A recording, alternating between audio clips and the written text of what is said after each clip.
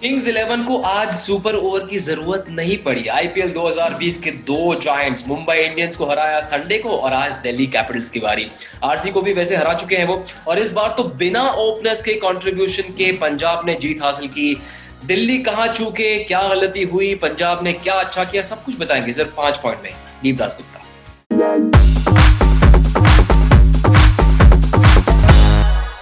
दीप, ना केएल राहुल, ना मयंक अग्रवाल, ना क्रिस गेल आज बैटिंग की टॉप स्टोरी, लेकिन निकोलस पुरान का जो अर्धशतक था, बिना आड़े तिरछे शॉट्स खेले, ये स्ट्राइक रेट उनका, क्या इनमें वो पोटेंशियल दिख रहा है ग्लोबल टी20 सुपरस्टार बनने का? देखिए, इनके पास जो पोटेंशियल आपने बात कही और जो काबिलियत की आप बात कह रहे हैं, ये सिर्फ टी20 नहीं, ये 50 ओवर्स और टेस्ट मैच वाले बल्लेबाज हैं। ये इनके पास वो काबिलियत है जो बहुत कम विश्व क्रिकेट में बल्लेबाजों के पास है। वो है कि जैसे आपने कहा कि बिना कोशिश किए, बिना आड़े तिरछे शॉट लगाए इस तरीके से बल्लेबाजी करना। और जो उन्होंने बल्लेबाजी की है वो पावर प्ले में नहीं, पावर प्ले के बाद के ओवरों में वैसी बल्लेबाजी की है जहाँ पे फील्ड बाहर होता है, रेस्ट्रिक्शंस नहीं होते फील्ड में। उसके बावजूद अगर आप उनके शॉट्स देखें तो सारे ऑर्थोडॉक्स जो हैं क्रिकेटिंग शॉट्स थे। तो ये काबिलियत जो है बहुत कम लोगों के पास है, जो पूरन के पास है। हमारा दूसरा पॉइंट, गेल के खेले गए वो 6 बॉल। देखिए, तीसरे ओवर में गेल बल्लेबाजी करने आए। चौथा ओवर डैनियल सैम्स ने डाला, बड़ा खामोश सा ओवर रहा। क्या श्रेयस अय्यर से वहां पर टैक्टिकल गलती हुई कि चलिए चौथा ओवर खामोश रहा, गेल थोड़ा समय लगाए गए चौथा पांचवा गियर हिट करने में, तो एक का तुषार देशपांडे का करवा लेता हूं अश्विन के बदले। क्या वहां पर मोमेंटम शिफ्ट हुआ? क्योंकि उस ओवर में चौका चौका छक्का चौका छक्का, ये सीक्वेंस था गेल के बड़े शॉट्स का।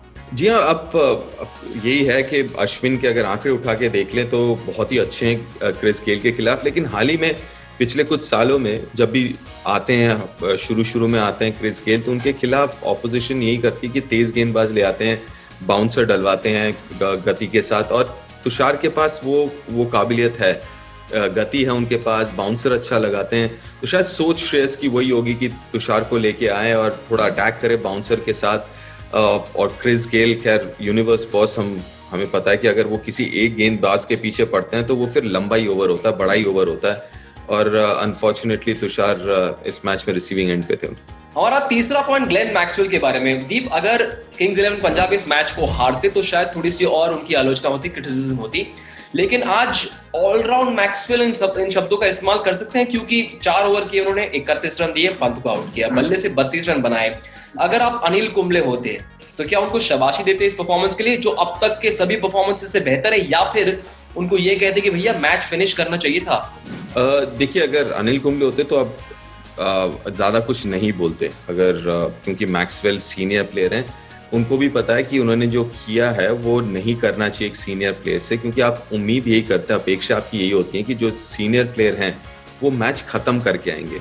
जी हाँ, मैक्सवेल का मैं समझ सकता हूँ कि सीजन खास कुछ गया नहीं है, खासकर बल्ले के साथ, लेकिन फिर भी इसीलिए आप जो है इतने पैसे देके बड़े प्लेयर्स को खरीदते हैं, क्योंकि वो फिनिश करेंगे मैच, वो मैच जितवाएंगे। मैं बिल्कुल समझ सकता हूँ, जैसे आपने कहा ऑलराउंड परफॉर्मेंस है, और ऊपर से लेफ्ट हैंड बल्लेबाज भी थे, तो वहां पे वो सोच भी बड़ी अच्छी थी कि राहुल की चलो इनके 4 ओवर निकलवा दो क्योंकि लेफ्ट हैंडर्स बैट कर रहे हैं। तो वो मैं मानता हूँ कि ऑलराउंड परफॉर्मेंस, लेकिन आप उम्मीद भी करते हैं मैक्सवेल जैसे बैट्समैन से कि आप जब सेट हो गए, ये नहीं कि आते ही आप आउट हो गए, जब आप सेट हो गए तो मैच खत्म करके आइए। क्योंकि जब वो आउट हुए तब शायद उस शॉट की जरूरत थी नहीं, क्योंकि वो रबाडा का मेरे ख्याल से उस स्पेल का आखिरी, या मेरे ख्याल से उसके बाद एक और बॉल था, 4th बॉल था उनके 4th ओवर का, निकाल देते रबाडा को। क्योंकि वो रबाडा निकल गए तो फिर उसके बाद ज्यादा कोई वैसा बॉलर नहीं है जिससे आप थोड़ा सा दहशत हो आपको, या आपको लगे कि नहीं ये तो मैच निकाल के ले जाएंगे। तो कहीं ना कहीं वहां पे आप उम्मीद जरूर करते हैं कि मैक्सवेल से कि आप मैच खत्म करके। हमारा चौथा पॉइंट, शिखर धवन ऐसा लगा कि आज थोड़े से अकेले पड़ गए, क्योंकि उनका निजी स्कोर 61 गेंदों में 106 रन, 174 का स्ट्राइक रेट, 164 टीम का टोटल स्कोर, यानी कि बाकियों ने 58 रन बनाए 59 गेंदों में। दिल्ली कैपिटल्स की पारी में 36 डॉट बॉल। दिल्ली के बाकी टॉप बल्लेबाजों का strike rate, Shaw 63, Pant 70, Stoinis 90। अकेले पड़ गए, अगर थोड़ा सा साथ मिलता तो 15-20 रन का फर्क पड़ जाता। बिल्कुल बिल्कुल। ये मिड शो पे भी हम बात कर रहे थे कि 164 ठीक ठाक स्कोर है, लेकिन जिस मुकाम पे थे 10 ओवर के बाद, दिल्ली कैपिटल्स, वहां से 180 बनना चाहिए था, 175 180 बनना चाहिए था, इसमें कोई दो राय नहीं है। और जैसे आपने कहा कि और ये इस मैच में नहीं हुआ है, पिछले मैच में भी हुआ है, जहाँ पे एक तरफ शेखर ने शतक जड़ दिया लेकिन दूसरी तरफ से वो सपोर्ट नहीं मिला। तो कहीं ना कहीं अगर एक बार होता तो आप सोच सकते हैं चलिए एक मैच है जाने दीजिए, लेकिन अगर लगातार दूसरे मैच में भी वही उसी तरीके का अगर देखने को मिले रणनीति, तो फिर शायद रणनीति में बदलाव की जरूरत है। थोड़ी सी वहां पे जरूरत है कि और ऐसा नहीं है कि उनके पास गहराई नहीं है बल्लेबाजी में। अगर आप देखें तो हेटमायर हैं, स्टॉइनिस हैं, ऋषभ हैं, अक्सर हैं, उसके बाद अश्विन बैटिंग कर सकते हैं, तो गहराई बहुत है।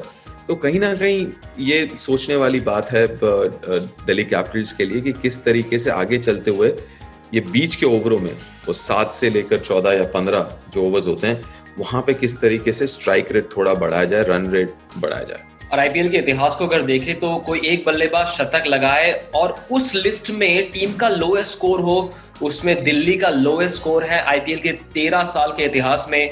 इतना जबरदस्त शतक और सिर्फ 164 रन, तो ये सोचना होगा, क्योंकि जब बड़े मुकाबले होंगे, प्लेऑफ जैसे मुकाबलों में आप ऐसे शायद चांस दे नहीं सकते। लेकिन काफी हद तक दिल्ली के संघर्षों की एक वजह थी किंग्स 11 पंजाब की डेथ बॉलिंग, खासकर शमी, जिन्होंने अपने डेथ ओवर्स में जो 2 ओवर्स उन्होंने किए उसमें सिर्फ 13 रन दिए, 2 विकेटें ली और उसी परफॉर्मेंस को रिपीट किया जो हमने संडे को मुंबई इंडियंस के खिलाफ सुपर ओवर में देखा था। बिल्कुल, जहाँ पे आपको ये आप कह सकते हैं कि बल्लेबाजी में वो इंटेंट नहीं देखने को मिला, लेकिन दूसरी तरफ ये भी कहना पड़ेगा कि जो गेंदबाजी हुई है किंग्स 11 से वो शानदार रही है, खासकर डेथ ओवर्स, क्योंकि डेथ ओवर्स का एक मसला रहा है किंग्स 11 के लिए इस टूर्नामेंट में। लेकिन आज, और सिर्फ आज नहीं कहूंगा, पिछले कुछ मैचेस से अगर मोहम्मद शामी देख लीजिए तो डेथ ओवर्स में अच्छा डाल रहे हैं। पिछले में सुपर ओवर में भी बड़ा अच्छा ओवर डाला उन्होंने। अर्शदीप अच्छा यॉर्कर डालते हैं और डाल रहे हैं। तो ये मैच अगर उस लिहाज से देखा जाए तो काफी सारे पॉजिटिव्स निकल के आए किंग्स 11 के लिए इस मैच से, जिसमें से एक खासकर डेथ ओवर्स में बॉलिंग। बिल्कुल, सिर्फ 2 छक्के और 2 चौके पड़े और किंग्स 11 पंजाब ऐसा लग रहा है कि कुछ करिश्माई कारनामा करने को है। हालांकि इस काम उनका खत्म नहीं हुआ है, 2 बड़ी टीमों को हराए हैं, आत्मविश्वास उनका 7वें आसमान पर। लेकिन हम देखिए, ऐसा है कि हम अच्छे बुरे परफॉर्मेंस की समीक्षा यहाँ पर करते हैं हमारी एक्सपर्ट्स की वजह से। फिलहाल Deep, thanks so much for joining us. आपसे मुलाकात होती रहेगी प्रीव्यूज और रिव्यूज पर, ओनली ऑन ESPN क्रिकेट।